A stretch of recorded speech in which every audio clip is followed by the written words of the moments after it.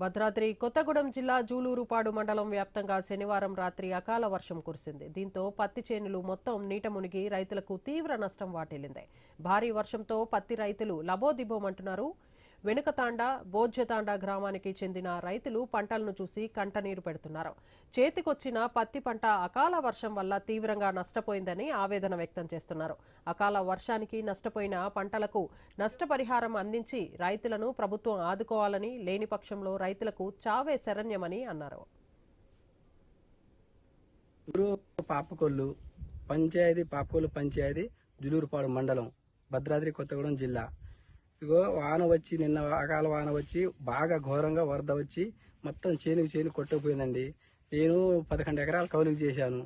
11 ఎకరాలు కౌలు చేస్తే ఉన్న 11 ఎకరాలు ఆగలమిటే ఉంది. ఉన్న 11 ఎకరాలు మొత్తం కొట్టుకొని పోయింది సార్. ఇది గవర్నమెంట్ చూసి ఒక్కొక్క ఎకరానికి 60 నుంచి 70 వేలు పెట్టుబడులు అయినాయి.